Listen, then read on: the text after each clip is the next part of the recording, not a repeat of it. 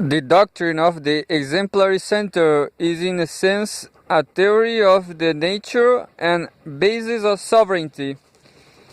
This theory holds that the court and capital is at once a microcosm of supernatural order, an image, as Robert Hayne Geldern has put it, of the universe on a smaller scale, and the material embodiment of political order. It is not just the nucleus, the engine, or the pivot of the state. It is the state. And this curious equation of the seat of rule with the dominion of rule is more than a passing metaphor. It is a statement of a ruling political idea, namely that by the mere act of providing a model, a paragon, a faultless image of civilized existence, the court shapes the world around it into at least a rough facsimile of its own excellence. The ritual life of the court, and in fact the life of the court generally, is thus paradigmatic, not merely reflective of social order. What it is reflective of, as the previously declared, is the supernatural order, the timeless Indian world of the gods, upon which men should, in strict proportion to their status, seek to pattern their lives. The crucial task of legitimation, the reconciliation of this political metaphysic with the natural distribution of power in classical Bali, was effected by means of a myth, characteristically enough a colonizing myth. In 1343, the armies of the great East Javanese kingdom of Majapahit were supposed to have defeated near a place called Gelgel those of the king of Bali, a supernatural monster with the head of a pig, a surpassing event in which Balinese see the source of virtually their entire civilization, even as with but a handful of exceptions, they regard themselves as descendants of the Javanese invaders, not the Ur-Balinese defenders of themselves.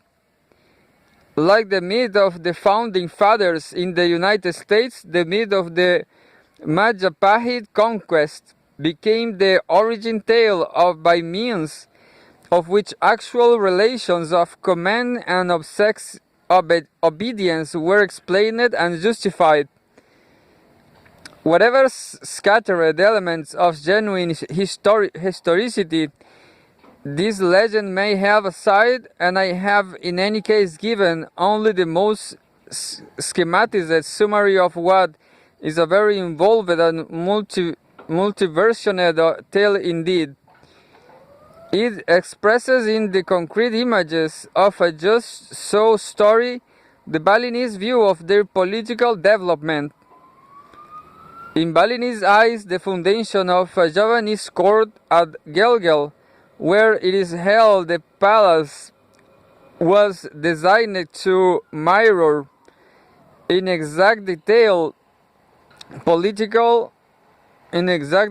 palace of that most explanatory of explanatory centers, Majapahit itself, created not just a center of power that has existed before, but a standard of civilization.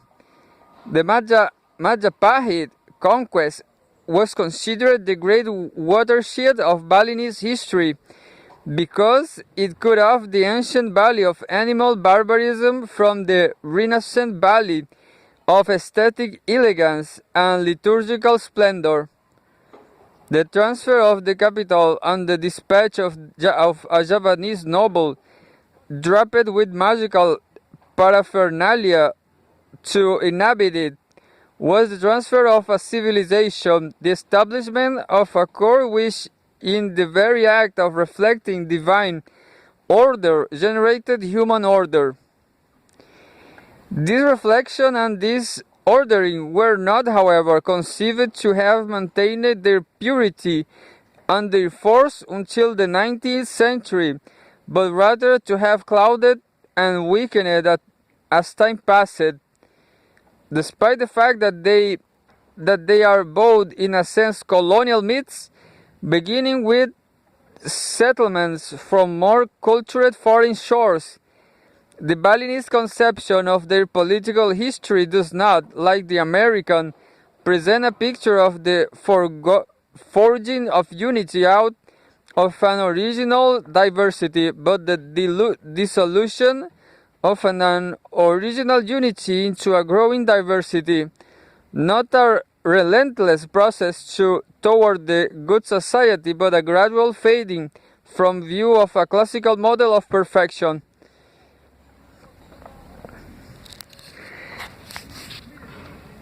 This fading is conceived to have taken place both over space and through time.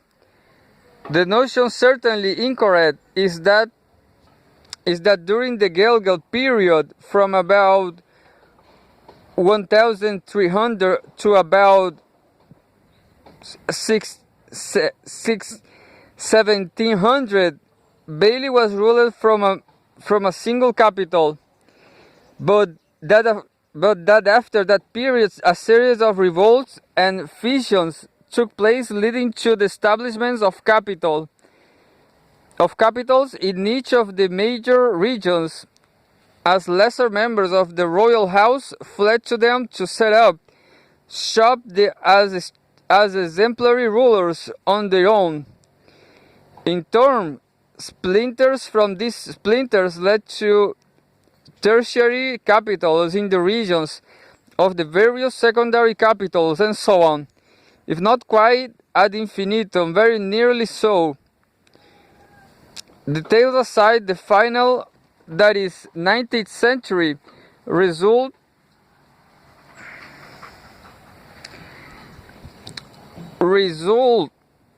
was an acrobat pyramid of kingdoms of varying degrees of substantial autonomy and effective power. The main lords of Bali holding the paramount lore upon their shoulders, and standing in turn upon the shoulders of the lords whose status was derivative from their own, as there was from him, and so on down the line.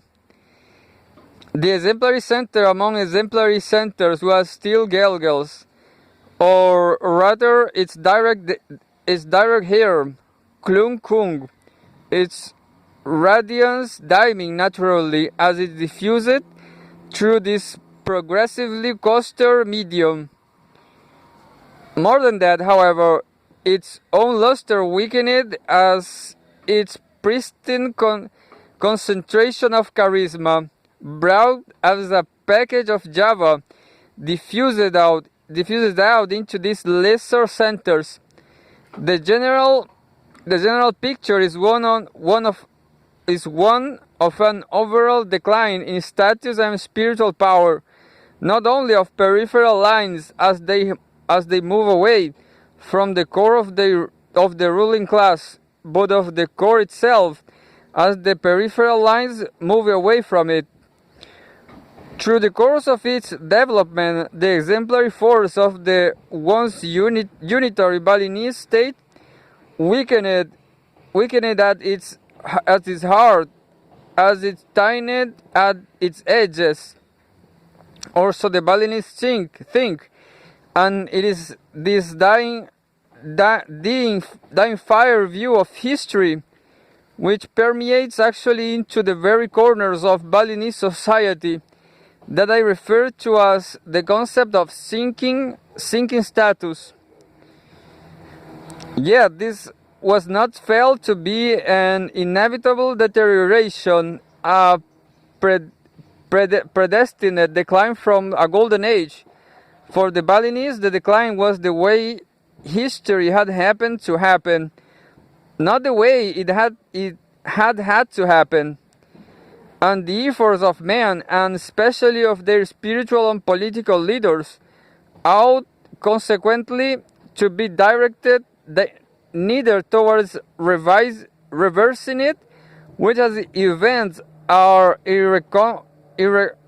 incorrigible, is impossible, nor celebrating it, which as it amounted to a series of retreats from an ideal would be pointless, but rather toward nullifying it, toward the re-expressing directly, immediately, and with the greatest possible force and vividness the cultural paradigm by which the men of Gelgel and Majapahit had in their time guided their lives. As Gregory Bateson has pointed out, the Balinese view of the past is not, in the proper sense of the term, really historical at all. For all their explanatory myth-making, the Balinese search the past not so much for the causes of the present as for the standard by which to judge it, for the unchanging pattern upon which the present ought properly to be modeled, but which through accident, ignorance, indiscipline, or neglect, it so often fails to follow.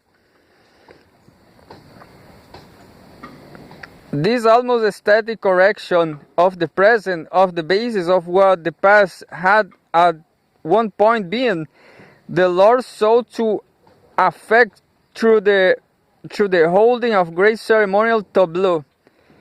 From the most pretty of the most high, they were continuously trying to establish, each at his own level, a more truly exemplary center, which, if it could not match or even approach Gelgel in brilliance, and a few of the more ambitious hoped even for that, could at least seek to imitate it ritually, and so create to some degree the radiant image of civilization the classic state had embodied and post-classic history had obscured.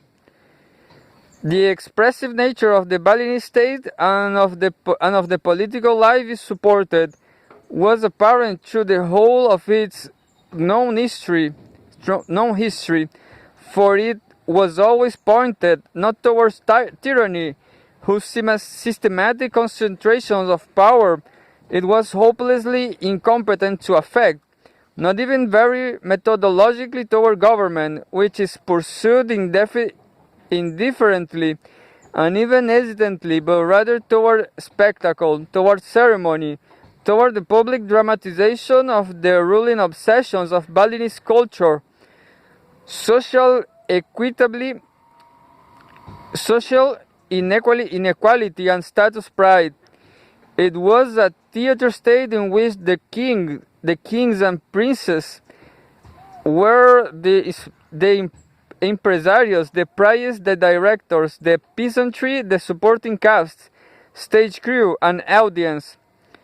The stupendous cremations, teeth-filling, temple dedications, the pilgrimage and blood sacrifices, mobilizing hundreds, even thousands of people and great quantities of wealth, were not means to political ends. They were the ends themselves. They were that the state was for.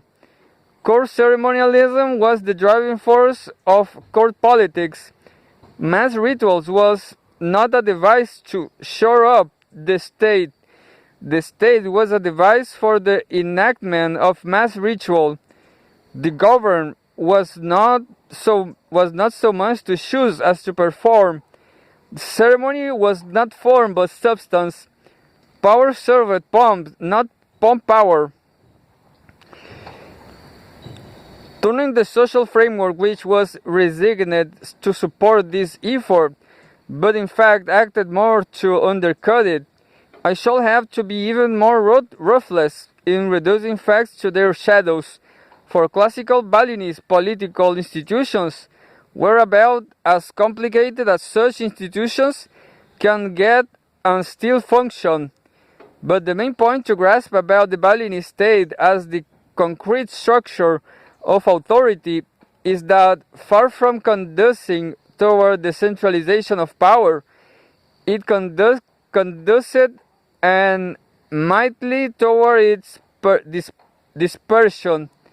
Very few political elites can have as intensely sought loyalty by means so ingeniously designed to produce treachery as did the Balinese.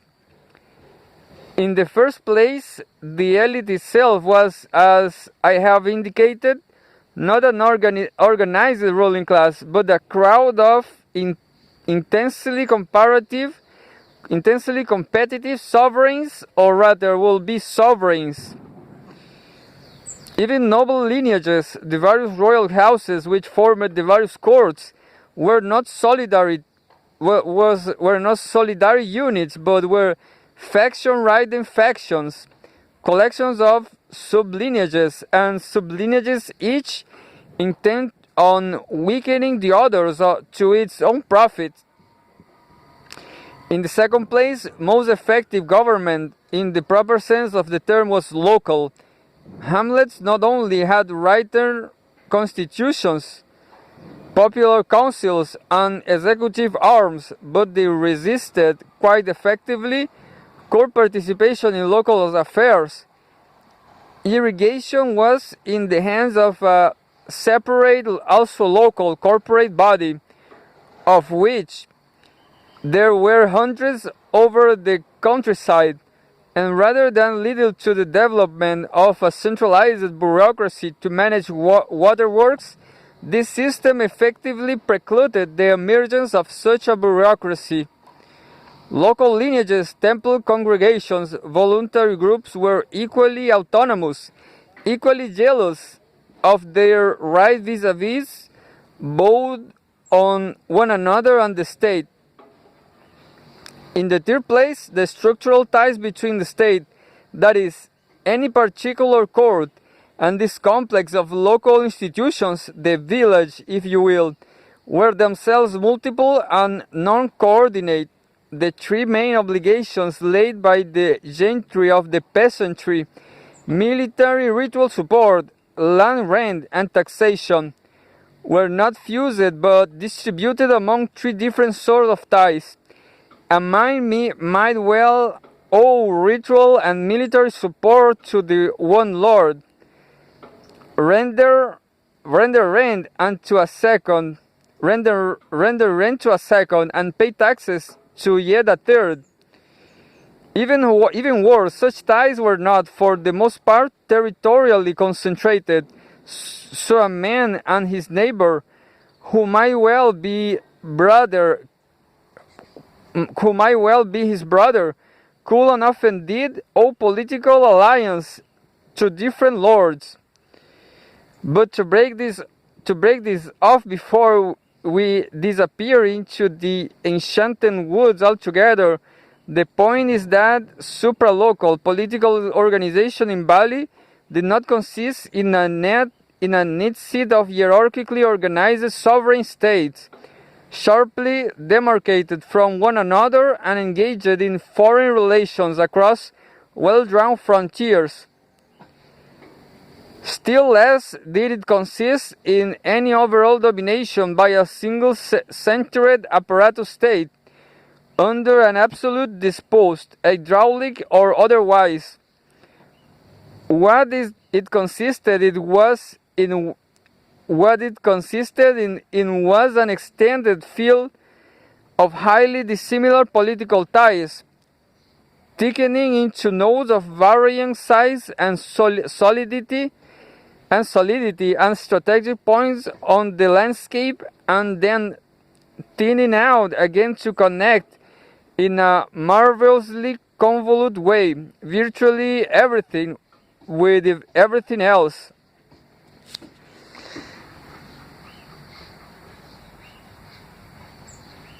Venga, negro, venga aquí.